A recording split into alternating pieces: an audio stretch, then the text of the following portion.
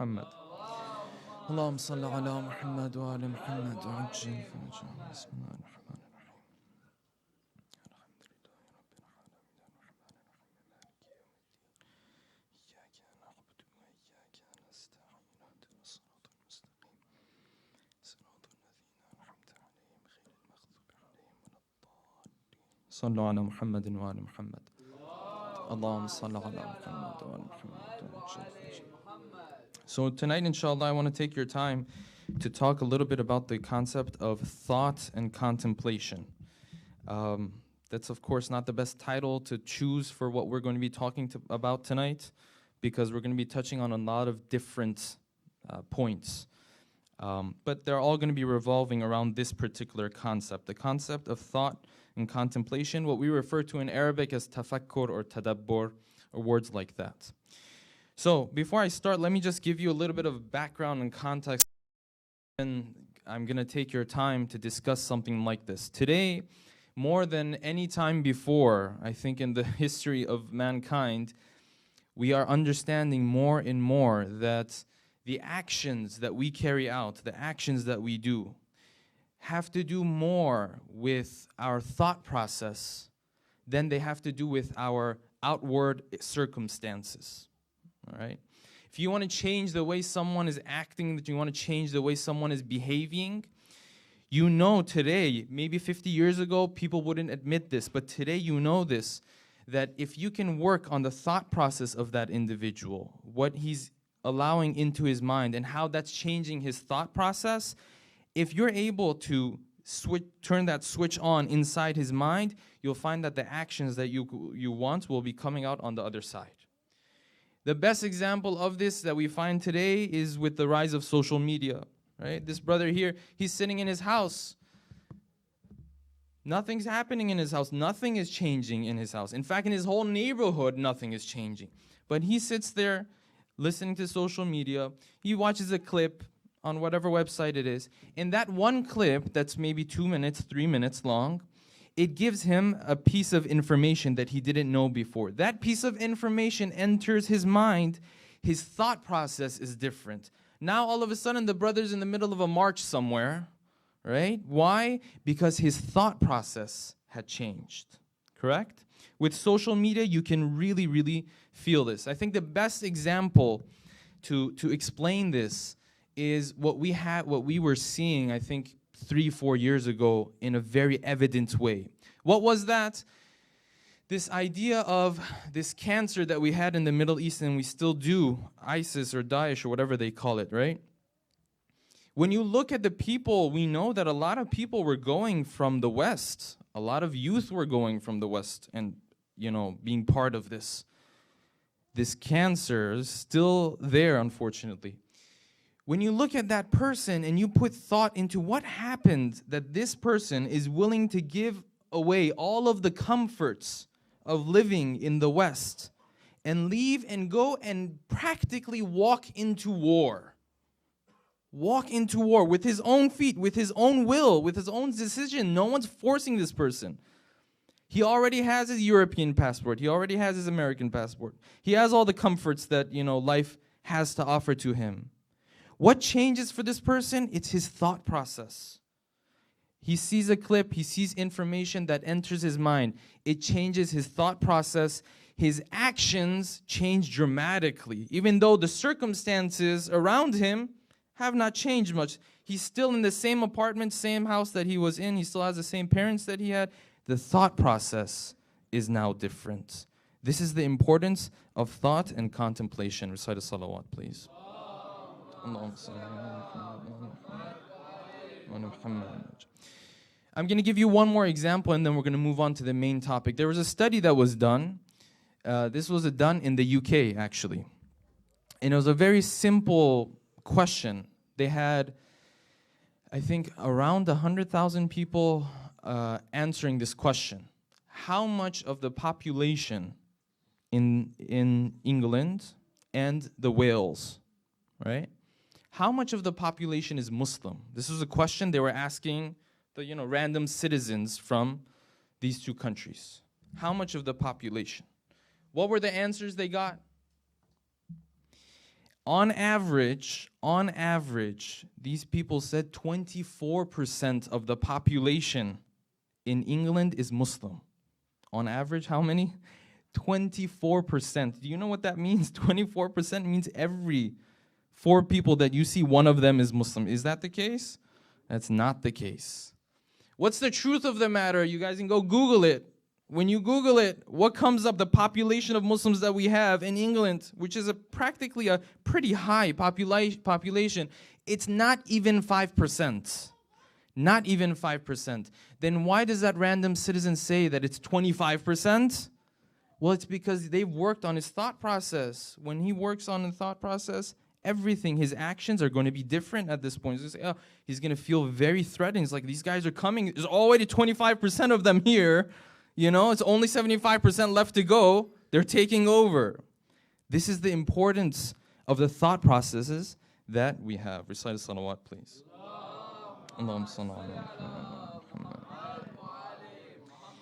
So now, understanding this, the Quran and the Ahlul Bayt have understood this from a very long time ago. That's why we have so much emphasis on this idea of thinking and contemplation. Now, we're going to go up deeper into what exactly we mean by that, because a lot of times when we say, brother, take some time to do some thoughts, it's like, what exactly does that mean? What am I even supposed to think about? Right? If this brother sits here to think about Allah subhanahu wa ta'ala, for example, that's what we're telling him, right? We're telling you to think about Allah subhanahu wa ta'ala. He'll think about Allah subhanahu wa ta'ala for the first 5 seconds. After that, he's going to be thinking about anything and everything, right? So we need to explain and define what exactly do we mean when we talk about thought and contemplation. But you find that Ahlul Bayt have made this very clear to us, the importance of thinking and thought. This is why the hadith says, لَيْسَتِ الْعِبَادَةُ كَثْرَةُ الصِّيَامِ وَالصَّلَاةِ. Ibadat, worshipping Allah subhanahu wa ta'ala, part of it is Sawm and Salat. Part of it. Your whole life is not actions. Part of it is actions. Okay. What's the rest? وَإِنَّمَا الْعِبَادَةُ كَثْرَةُ التَّفَكُّرِ فِي أَمْرِ اللَّهِ. If you want to be a worshipper of Allah subhanahu wa ta'ala, yes, part of it is the basic wajib and haram that you have in your life. Part of it is your thought process, what you're thinking about. That's important. You see the Ahlul Bayt, from a very long time ago, they are placing their emphasis on this concept that your thought process has to be the correct thought process. Okay, let's move on to the most important question that we're going to answer tonight, and that is this. Brother Shaykhana, Ajaga, when you say that we're supposed to think about Allah subhanahu wa ta'ala, at-tafakkuru fi amrillah, we're supposed to think about Allah subhanahu. What exactly do you mean? Am I supposed to sit here and think like, how is God like, unlimited? Is that what I'm supposed to think about? When the Ahlul Bayt say, hey, watch out, pay attention to your thought process, what exactly do they mean? If I'm going to take an hour, we have heard this hadith multiple times, right? That an hour of thoughts is better than years of worshiping Allah subhanahu wa ta'ala. So an hour of thought about what? This is a critical question that we don't know the answer to. In fact, one of the companions of the Imams, they came to the Imam. This is the 6th Imam in particular, Imam al-Sadiq salawatullahi alayhi. Allahumma salli ala Muhammad. He came to him and he said, you know what? I've heard this hadith that people keep talking about. All right, let me just read the hadith. سألت أبا عبد الله عليه السلام عما يروي الناس. I asked him about this hadith that everyone is talking about. أن تفكر ساعة خير من قيام الليلة. If you take an hour or a period of time and you set it aside for your thought and your contemplation, خير من قيام الليلة. It's better for you than you being awake the whole night and worshipping Allah subhanahu wa ta'ala. قيام الليلة, that's what it means. In our hadith, when they say qiyam during the night, it means you're worshipping Allah subhanahu wa ta'ala during the night. He says, yeah, so I've heard a hadith like this. Is it true? He says, yes.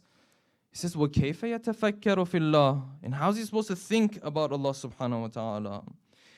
There are a number of things that the Ahlul Bayt have mentioned. Tonight, inshallah, we're going to go through 2 of those things. Number 1, and this is the answer that the Imams gives. قَالَ يَمُرُّ بِالْخَرْبَةِ أَوِ الدَّارِ. Says, you know how sometimes when you're just driving, sometimes maybe, or you're walking past a place, and you look, you see there are ruins there. Or you see there's a house, but it's abandoned. No one's living there anymore. Happens a lot. قال يمر بالخربة أو الدار فيقول أين ساكنوك. So where are the people who used to live here? Where did they go? This place used to be a place where it was flourishing. There were people coming here on a daily basis, leaving. They had their daily affairs they were taking care of here. That moment of thought is what? You pass by that place, you say, wait a second, where did all of them go? أين ساكنوك? أين بانوك? Where are the people who took so much pride in building this huge building now that no one visits anymore? All right. One of the things that the Ahlul Bayt have taught us that if you're going to think about, you should be thinking about, is this, your place in history. Your place in history. What do we mean by that? It means understanding, brothers and sisters, that there were thousands and millions of people who have come before you, thousands and millions of people who will come after you. When you understand your place in history, there is one very important thing that happens. You don't blow things out of proportion. You don't exaggerate things. Something good happens to you, usually we get too joyful. But if you think about it, you think for yourself, you're like, wait a second, 1,000 people before me, 1,000,000 people before me experienced the same thing. It's life. It passed on. You don't blow things out of proportion. Now, I'm going to give you an example of how we blow things out of proportion in just a second, okay? Something bad happens to you, a sadness, a grief, a difficulty, a calamity. Again, if you have that moment of thoughts, that millions of people came before me, they had to deal with something similar to what I'm dealing with, or even worse, then you don't blow it out of proportion. This is something that the Ahlul Bayt have emphasized on, understanding your place in history, how there were generations of people before you and generations of people after you. They had the same worries that you have. What are your worries? Am I going to get that degree? Right? Is that's the worry we have in Austin? I think that's the worry we have in Austin. Am I going to get am I going to get that degree? Am I going to be able to pay off that debt? Am I going to be able to get married? Am I going to get, all that stuff? For, the elder guys, right? Is that my children, financial issues, all of these issues. The worries, the hopes, the dreams. The last generation, they had the same stuff. And, they got through it. Life moved on, right? When you understand this, you don't blow things out of proportion. Recite a salawat, please.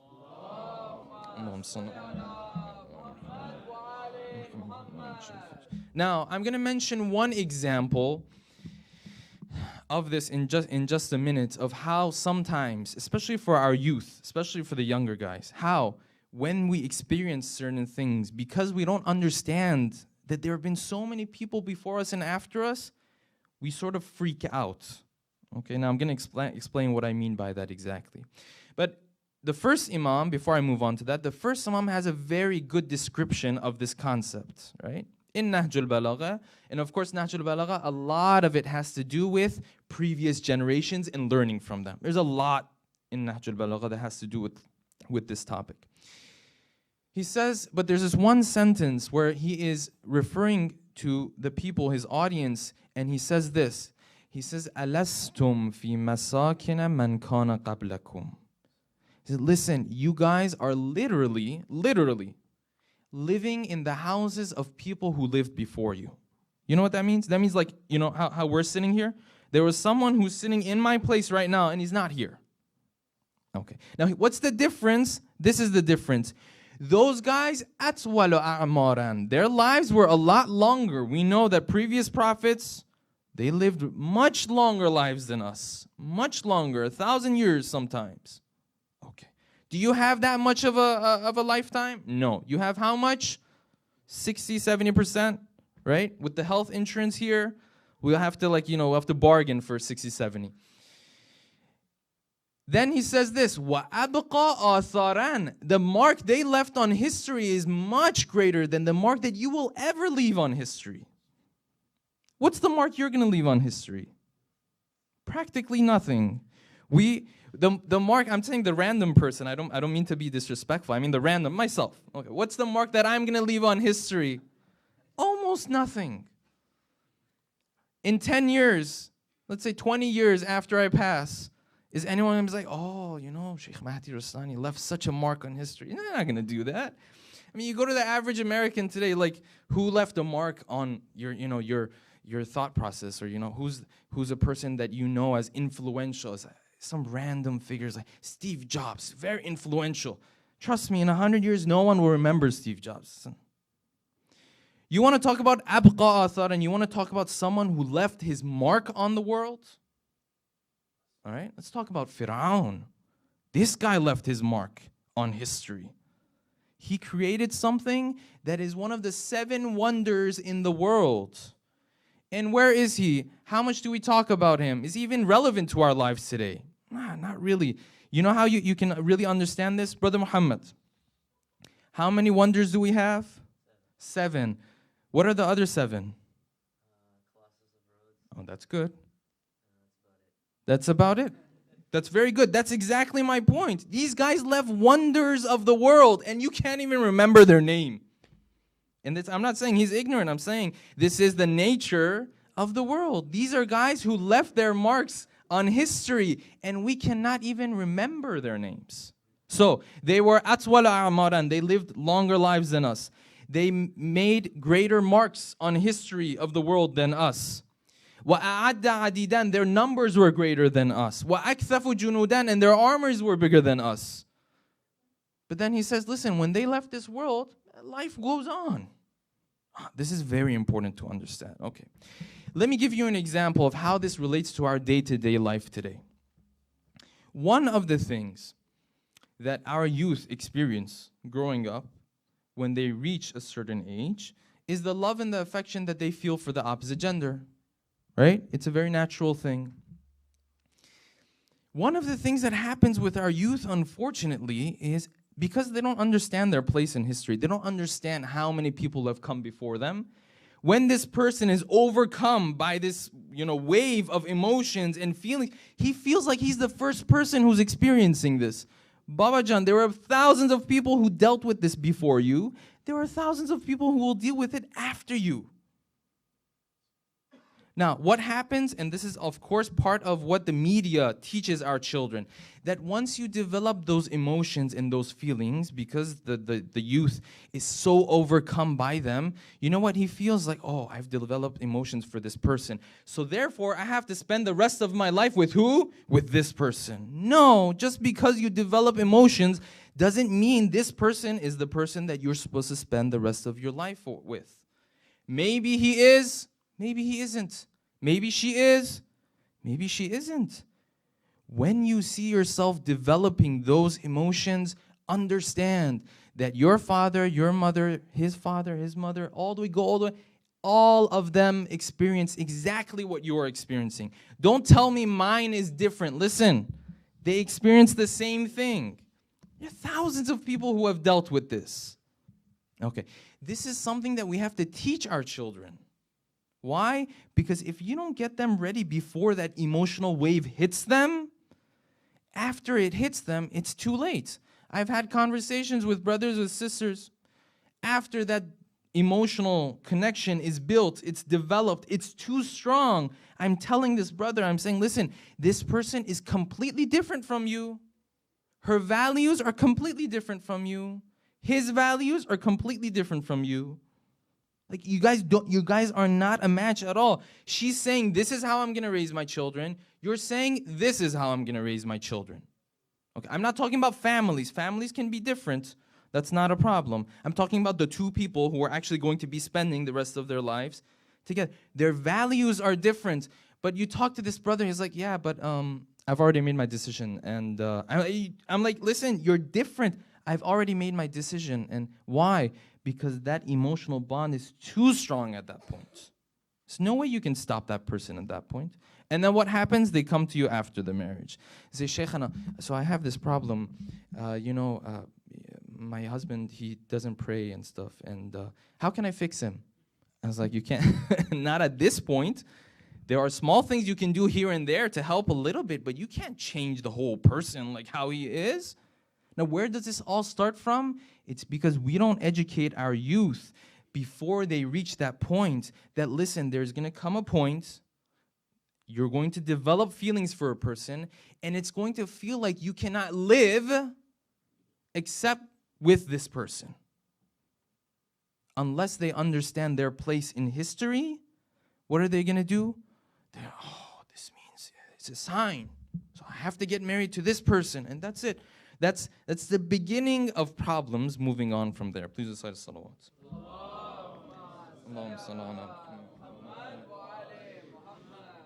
Now I understand some of you might be thinking, well, how is this connected to what we were talking about? It's a delicate connection, to be honest with you.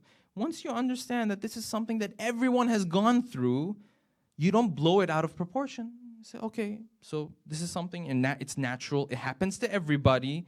And it doesn't mean that I have to spend my life with this person.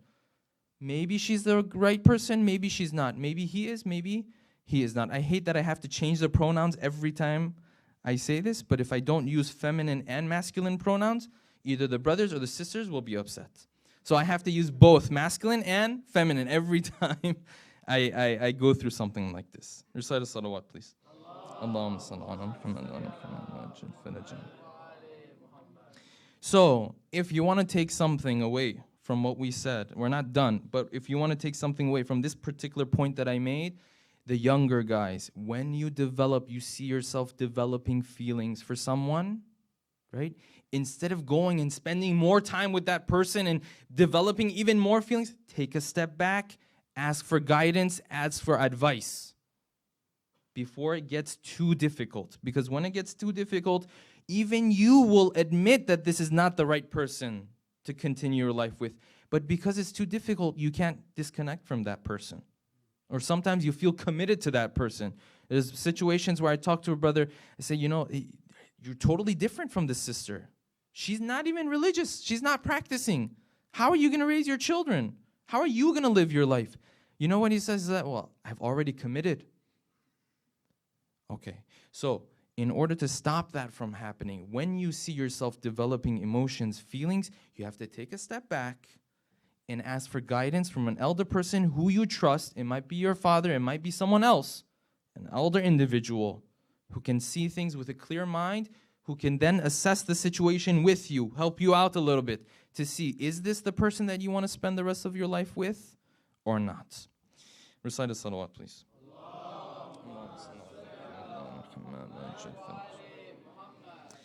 So this is one of the things that the Ahlul Bayt have taught us, that if you want to sit down and think, this is what you think about.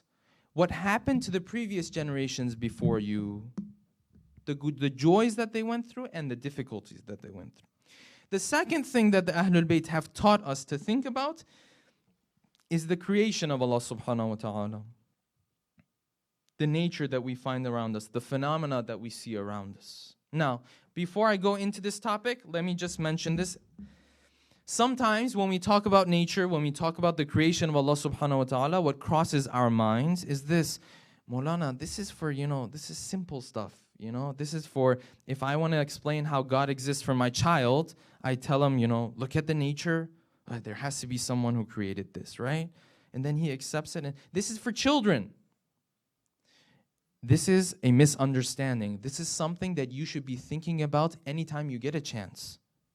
When it comes to the Urafa, one of them, inshallah, I will quote in particular, they used to teach us that, listen, this is not something that's for the layman only. No, this is something that even an Arif is going to benefit from.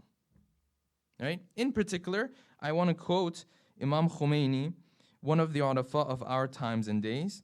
When he's talking, he has a famous book called 40 Hadith, right? This book of 40 Hadith, and he goes through a number of Hadith from Usul al-Kafi. When he's talking about thinking, thought and contemplation, and thinking about nature and creation of Allah subhanahu wa ta'ala, this is what he says. He says, وَمُلَخَّصُ الْكَلَامِ. If I want to make it very brief for you, مُلَخَّصُ الْكَلَامِ. He goes on for like 3 or 4 pages. This at the end he says, وَمُلَخَّصُ الْكَلَامِ, right? وَمُلَخَّصُ الْكَلَامِ أن التفكر في لطائف الصنعة thinking and contemplating how Allah subhanahu wa ta'ala has created this world, min afdal al-a'mal al-qalbiyya, is one of the best a'mal of the heart and the mind. Wa khayrun min jami' al-ibadat. That's a huge claim. Wa khayrun, it's better than Allah, basically all of the ibadat. Why? Because it leads to ibadat itself. This is why. Okay. So thinking about the creation of Allah subhanahu wa ta'ala, contemplating it, this is not for children only. This is not for the layman. No. This is for you and me as well. I will tell you, as a student of the Hawza, I'll tell you just my personal experience. Going into the Hawza, one of the most important things for me was learning the arguments that we have when it comes to the existence of Allah subhanahu wa ta'ala and His attributes, right? It's something that, at least for me personally, from when I was maybe 14, 15, it's stuff that you start to doubt and you start to question and you start to have questions about and you have discussions about it, right? So when I was entering the Hawza, this was one of the most important things on my mind. It's like, I really want to see what kind of arguments they have, right? And they have a lot of arguments. I don't want to get into them. They have a lot of arguments. But at the end of the day, the argument, or the proof, I should say, that is going to stick with you and really shows itself, displays itself for you for the rest of your life is when you look at the creation of Allah subhanahu wa ta'ala. I can sit here and do argument after argument. At the end of the day, the best of them, which the Quran has used over and over again, is what? Looking at the creation of Allah subhanahu wa ta'ala. Not only when it comes to the existence of Allah, also His attributes. I can sit here and tell Brother Muhammad all day how Allah subhanahu wa ta'ala is super kind and super merciful, right? But he won't understand it. But if I say, Muhammad, God is more merciful to you than your mother was to you, then he gets it. Why? Because he understands the creation of Allah subhanahu wa ta'ala. He can understand the attributes of Allah subhanahu wa ta'ala through it. Okay. When we go to the Quran and the Quran wants to talk about creation and nature, it has two approaches. The first approach is the approach where Allah subhanahu wa ta'ala just sits back and He tells you in general. He says, you know what? Go and look and observe and think about the creation that I have created. This is one approach. Sometimes Allah subhanahu wa ta'ala takes it a step further. He doesn't sit back and say, hey, just go and check and look for yourself. He says, He mentions a particular phenomenon.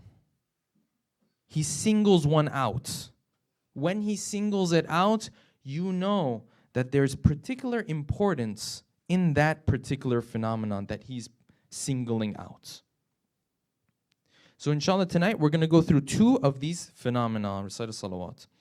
Allahumma salli ala. One of them has to do with something that we deal with on a daily basis. Right. This is the verses of the Quran. أعوذ بالله من الشيطان الرجيم. وَإِنَّ لَكُمْ فِي الْأَنْعَامِ لَعِبْرَةً.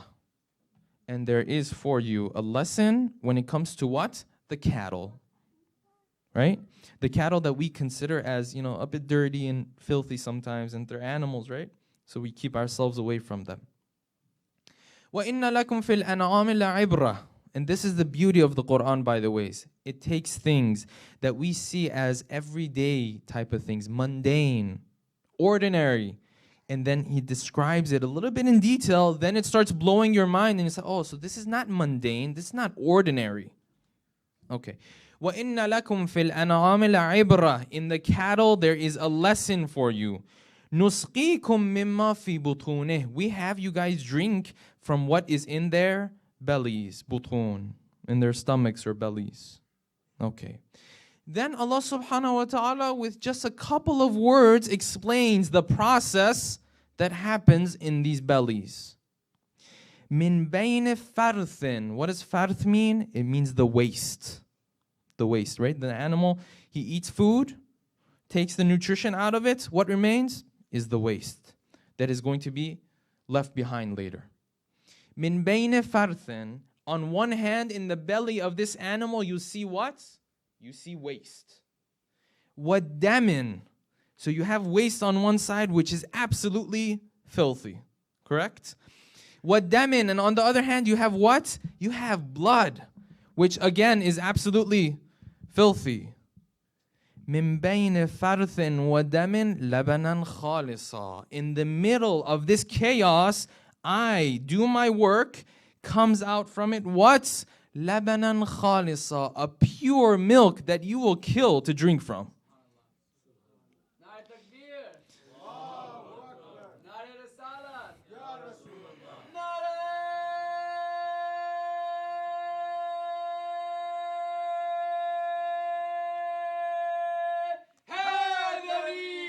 Ya Ali.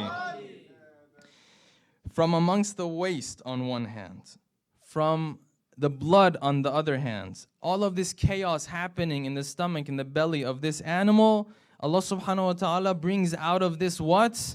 A pure milk, sa'igan lisharabin. When you drink it, you really feel the pleasure. When you're having that milk and cookie at home, you just really, like, it just really tastes good. But you don't ask yourself, how did this get out of that filthy body?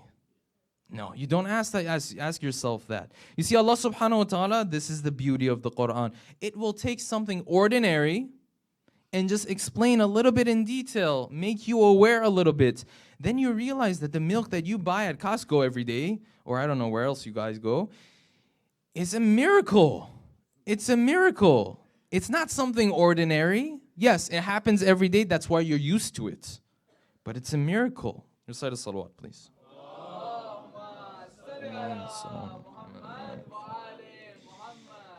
This is one of the phenomena that Allah subhanahu wa ta'ala singles out in the Quran. I'm going to move on to the second one. The second one is how Allah subhanahu wa ta'ala speaks of honey and the honey bee.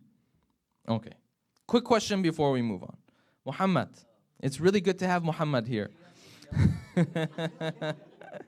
No, you're like part of the committee or something, so I have to ask you. For a pound of honey, just a guess. I'm sure you're not going to be able to get this, but just as a guess. No, it's a really difficult question. How many flowers do these honeybees have to visit for 1 pound? 10,000. See, that's why I said he wouldn't be able to get it. So, it says, what? Tons or millions. Those are different things, but anyways. 2 millions. 2 million flowers have to be visited for a pound of honey. All right. Let's take a look at the verses of the Quran and see what they say about this honey. And then I'm going to explain a little bit, just a touch of what science has to say about these. All right.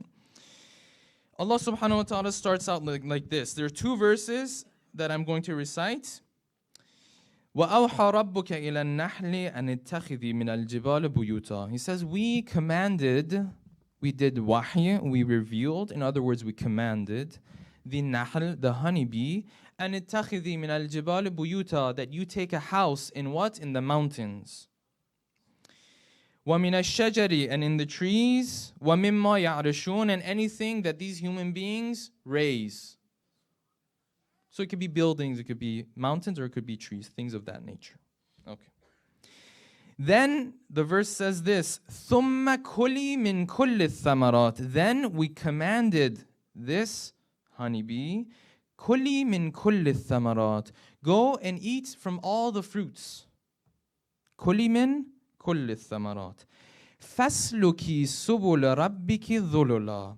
Then when you're heading back to that nest that you have, فَاسْلُكِي سُبُلَ رَبِّكِ. Take the routes of your nurturer, take the routes of your Lord.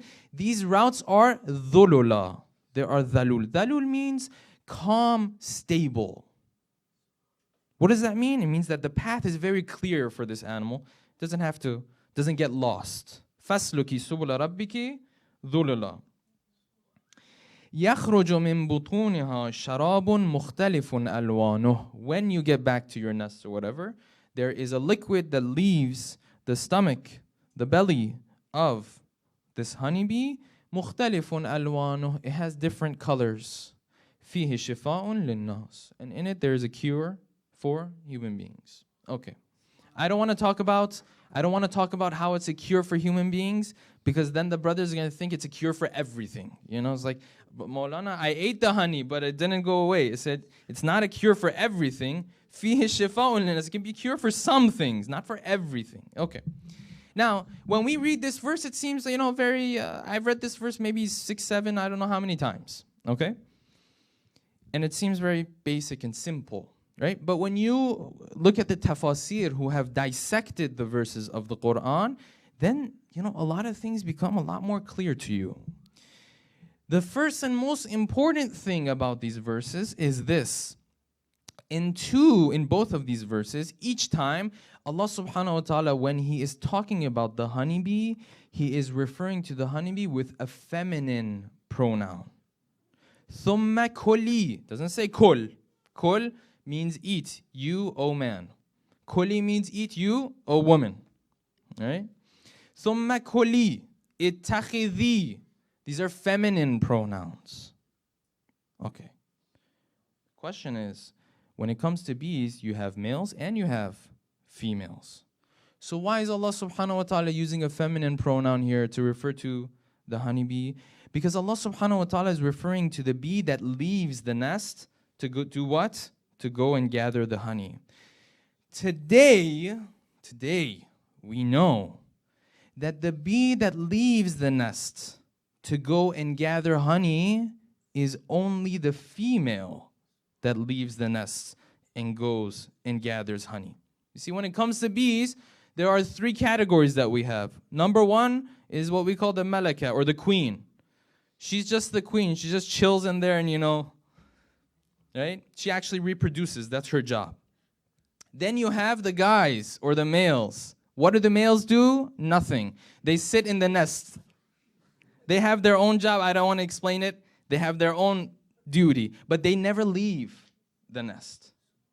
And then you have the 3rd category, who are the poor females. They're poor females. They're the ones who leave the nests. When Allah subhanahu wa ta'ala is saying, I told you to leave the nest and go bring honey, He's using feminine pronoun.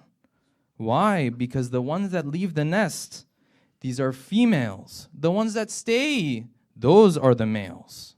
Now we know this today. It's very interesting. In some of the tafasir, they mention that even when you look at a place like Mecca, there probably were no bees at all. So you can't find flowers and, you know, blossoms in Mecca. When the Prophet is saying this, he's getting it from somewhere else. There's no way he can know this himself. You go to Mecca, there's not going to be bees, or at least a lot of them. You're not going to find them there. So that's the first point. The second point, and this is what science has taught us a little bit about what Allah subhanahu wa ta'ala has put in that small little brain of the bee. Just the system that Allah subhanahu wa ta'ala has placed in them. They have a system. The system works like this. The bees wake up in the morning. A group of them leaves the nest. They go out. They do the discovering, right? When they find a group of flowers or fruits or whatever, they take some of the nectar from those fruits or flowers. On their way back, they start spreading a scent from themselves until they get back to the nest. Now, this is where the most significant thing that I've seen takes place. When we look at the nest of the honeybee, we can swear it's chaos. It's like all these bees just moving around, you know? Scientists have done quite a bit of research about just what does this bee do. The bees who went out and found the flowers and the fruits, they have a very important responsibility. They're supposed to communicate to the other bees where the flowers and the fruits are. So how does this bee do this? It comes back in the middle of the nest to its own colony, to its own group, and it performs a dance. It performs a dance.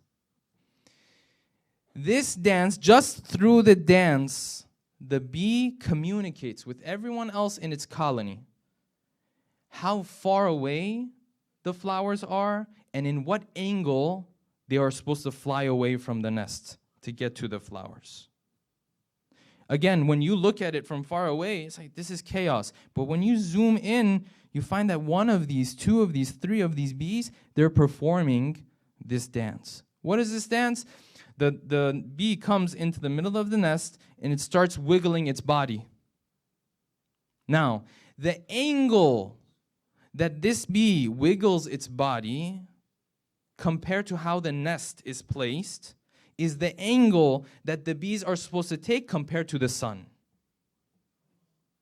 So if this is the nest and the dance is happening here, if it's like this, that's what? A 30-degree angle right there. The bees understand that when they're leaving the nest, they're supposed to fly away 30 degrees away from the sun. This is how they show the direction.